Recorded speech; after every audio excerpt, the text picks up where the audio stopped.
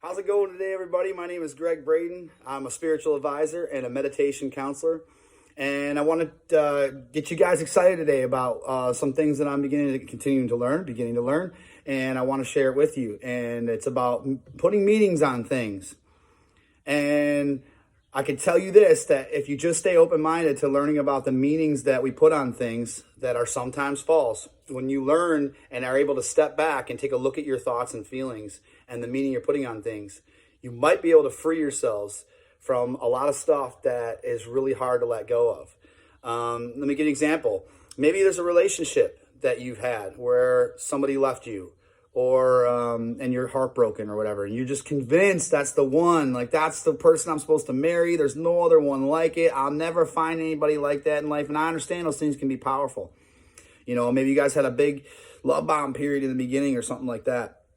And you might want to take a look at the actual meaning. Like me, when I was in childhood, because of the way I developed, and I had a mother that was a little bit curt and cold at times and could be rough, I immediately shifted my identity and thought there was something wrong with me. And I'll keep it short today on that. But what I would do is I would shift and think, I have to correct something. I have to make my mom happy, and I have to be nicer or do this or that. So I would do little things and change myself immediately. And I developed that way quickly, to fit to making my mom happy. And then I have two older sisters who were very loving. And so I immediately wanted their attention and their validation and their approval. And so I would shift to that. And I was already in a state that I didn't understand as a kid.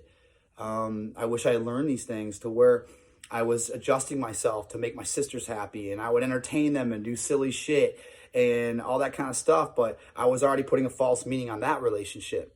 You know, I was expecting them to be there for me all the time, and sometimes they just got older, or they had things to do. And, you know, I think I didn't really notice it at the time, but deep down I was interpreting as they're abandoning me.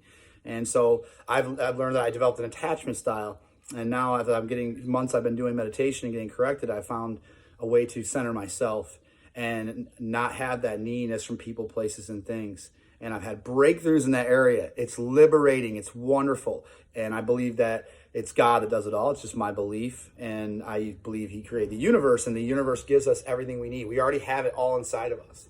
And when you learn to get straight with your center, you know, you can have all that stuff inside of you. And then when you're not so needy and reaching out and needing those kind of things, the universe is going to bring you everything you need. But look at relationships, you know. Maybe it's a relationship where that person just never felt the way that you did. And they just thought they did it first, but then they didn't. And yet the meaning you put on it was a good thing. I mean, you wanted love, and you wanted love for both of you, and you loved that person, but maybe it wasn't right. You know, maybe somebody really did, and, you know, you just crowded them too much, and you weren't paying enough attention to their world, and that they were going through things, or, you know, they just gotten out of a relationship a while ago, or maybe they had some difficulties, and, you know, you could have been so needy in that spot that you didn't really hear them or really look at what they needed. And if maybe you back off for a while, and maybe that's what they needed. They still love you and want you. I believe in the fact that if that person really loves you, at some point, they might need space, but they're going to come to you, and they're not going to let you get away out of their life. They're not going to let that happen. So you have to trust the universe. I know it's hard.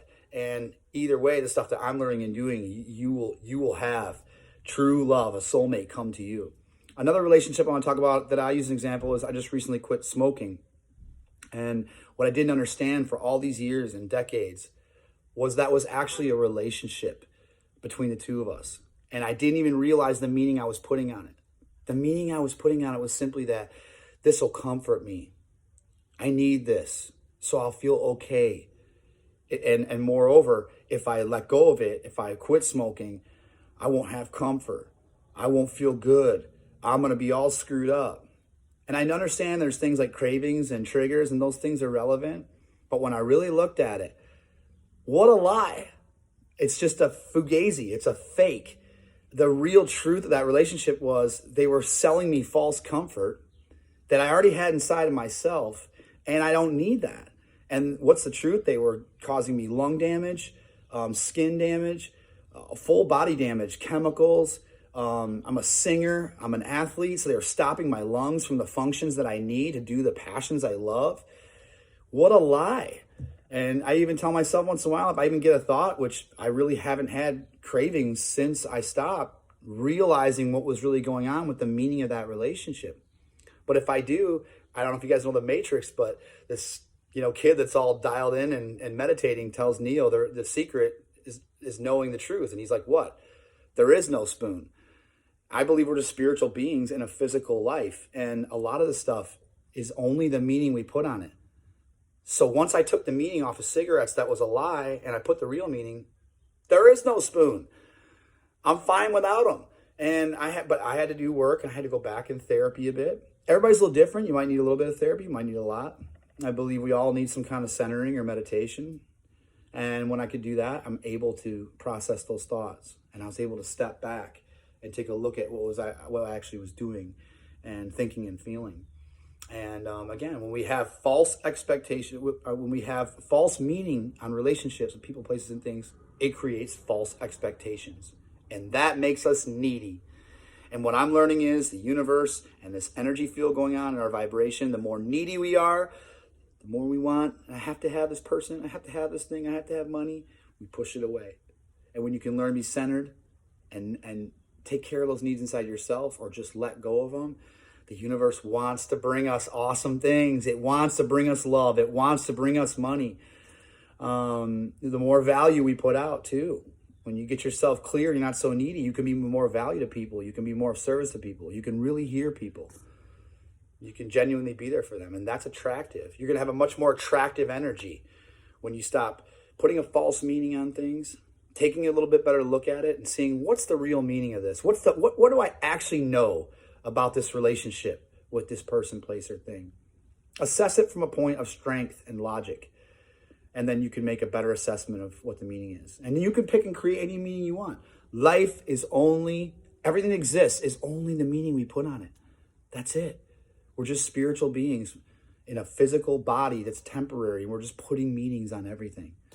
So you got to pick in the end, as you create your new life, what meanings you want to put on things. What they really are that works for you and your boundaries. And you're not ignoring red flags in the beginning of a relationship, or they're not.